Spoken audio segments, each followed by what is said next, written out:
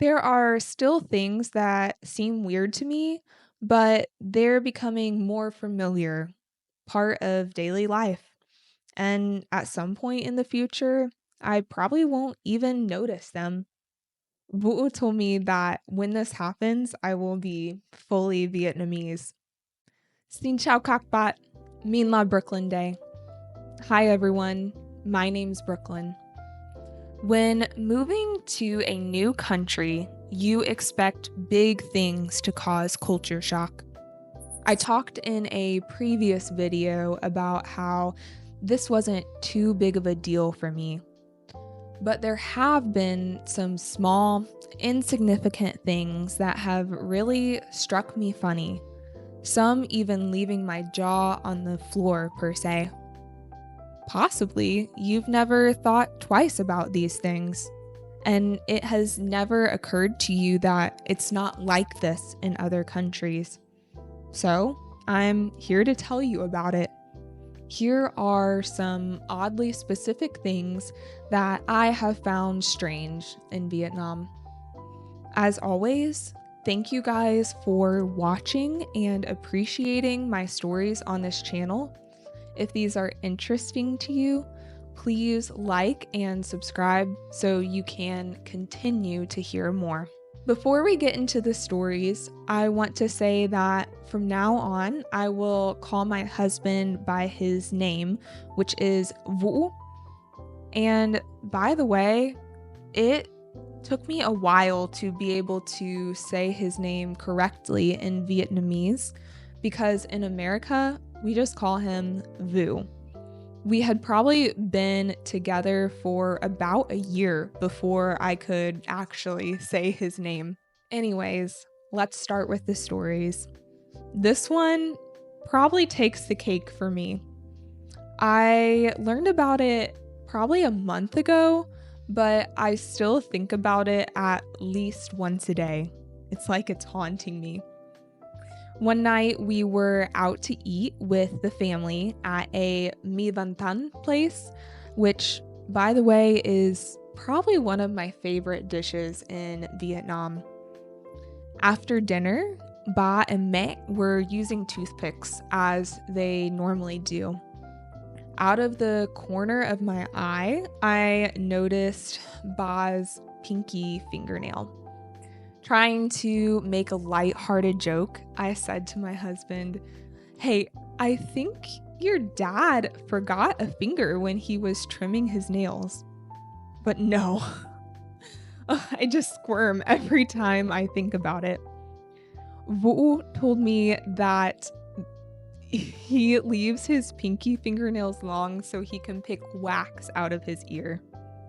My sister-in-law chimed in and said that this is a habit of old men in Vietnam. When she said that, my stomach felt a little unsettled. I had never seen this in my whole life before. I guess it is resourceful, but what about Q-tips? The smallest of things catch my attention. Let's take a typical bathroom as an example. The hot water heaters here have to be turned on, while in America, we leave them on all the time. A typical American hot water heater is pretty big, around 30 to 50 gallons, which is the equivalent of 115 to 190 liters, which is plenty for the whole family. After thinking about it, I realized that the Asian way of having small heaters and turning them on and off makes a lot of sense because it's an easy way to save money. Sinks in American households are a piece of furniture, usually made out of wood, that comes up from the floor, whereas here it comes from the wall. Public restrooms usually have a big roll of paper towels, but here it's either drip dry or a hand dryer or tissues.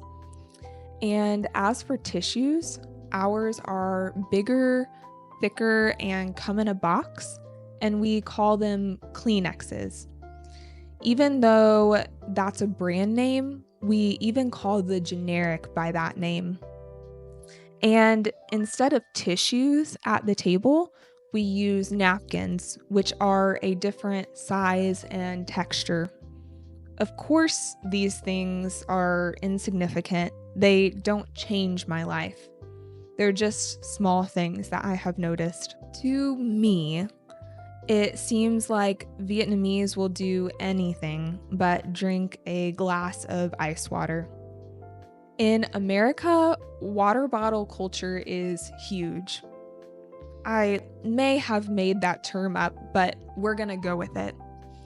Their water bottles are not just for the gym or sports, but we take them everywhere with us. If you were to see my friends and I out at a coffee shop, you would see our water bottles on the table in front of us. We take them to friends' homes. We use them in our own homes. Even in meetings or in church, we have them in the aisle in front of us. When my family gets together, for the 7 of us, there's probably 7 to 10 water bottles in a cluster in the middle of the table. Okay, I'm probably belaboring the point, but I think you're starting to understand what I mean. In Vietnam, I rarely see a reusable water bottle. There's these tiny little cups that I could gulp down in one swallow. I almost never see people drinking water with their meals. In the middle of the day, people have coffee, which, by the way, acts as a diuretic, making you lose more internal water.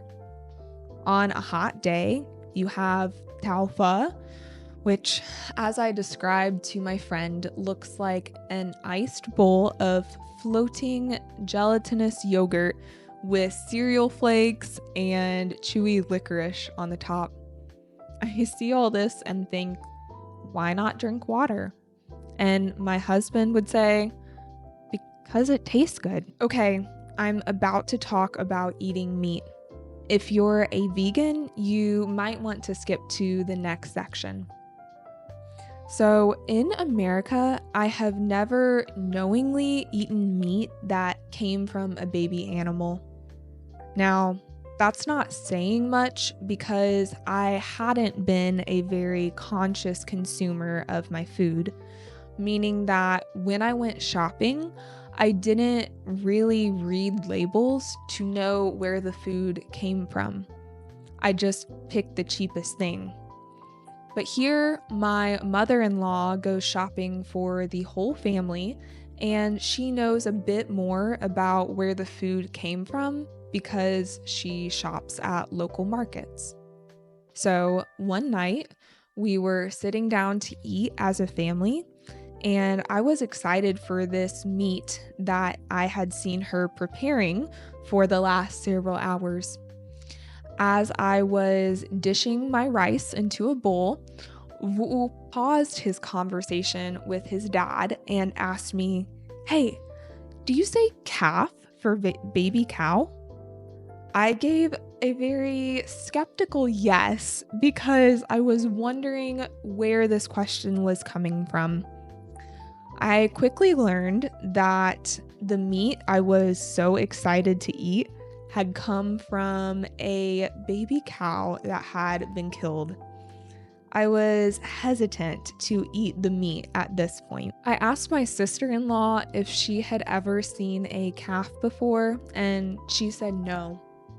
My grandpa had raised cattle for a lot of his life, so I grew up around cute little calves ever since I was a toddler.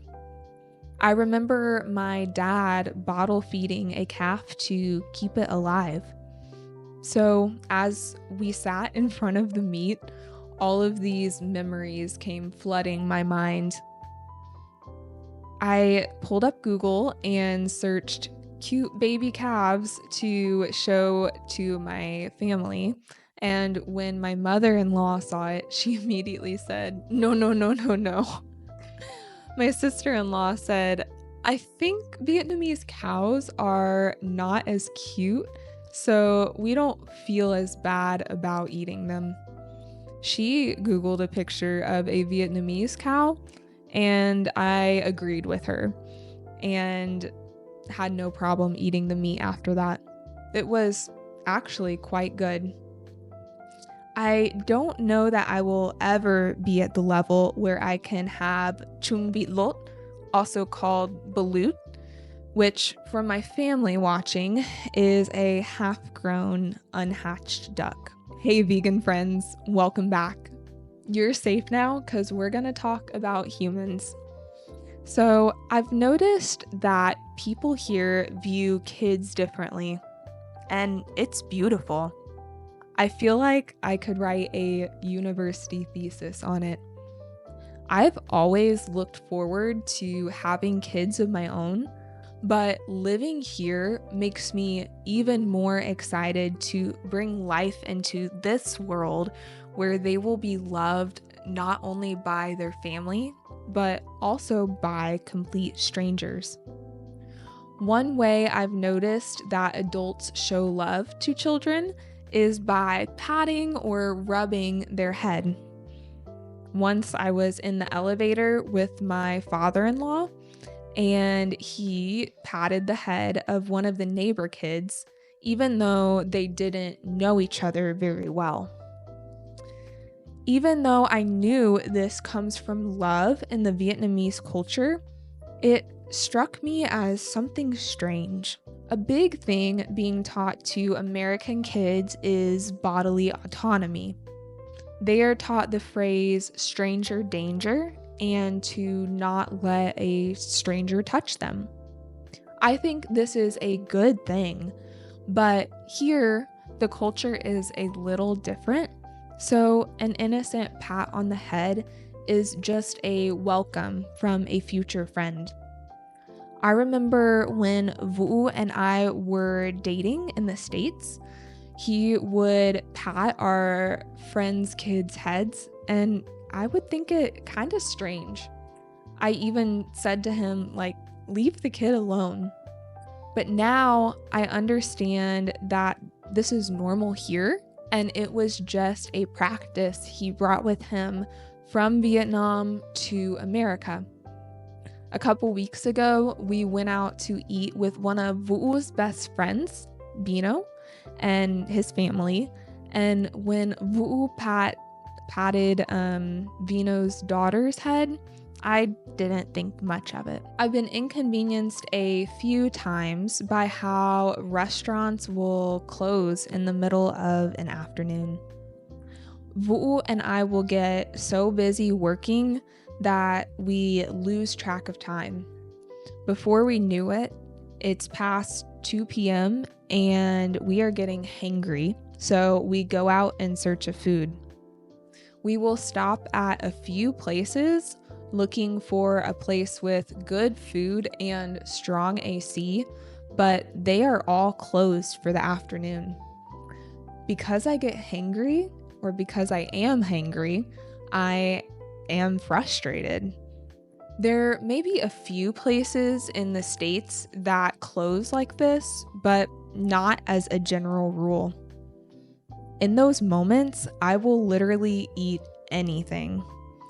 But I feel like Americans eat to not be hungry, whereas Vietnamese people also eat to taste something good. So, Vũ, being Vietnamese, is determined to still find a quality place with great food. Thankfully, in these situations, we've always been able to still find a place with good food, and even though they don't have AC, they still have powerful fans. I've started to adapt to some of the things I used to think were strange. When I had been here for 2 weeks, we got the water bill back. It was almost twice what it normally was, likely because of me. I was so embarrassed. Vũ explained to me that his family will pause the water in the middle of the shower so as to save money. At first, I really thought this was strange, but then I realized the reason Americans don't really do this is because even in the bathrooms, the AC is constantly running. So it would be too cold if we turned off the water. But here in Vietnam, the bathrooms don't have AC running, so it is still the same hot temperature as outside, so it's still comfortable if we turn off the water. Once I realized this, it seemed silly to not start doing this, so I it's a normal practice for me. There are still things that seem weird to me, but they're becoming more familiar, part of daily life. And at some point in the future, I probably won't even notice them. Vũ told me that when this happens, I will be fully Vietnamese. If there's anything that you guys think is strange or weird about America, tell me down in the comments, and I would love to try to relate to you. Okay, that's all for today. Thank you guys for watching, and I'll see you in the next video.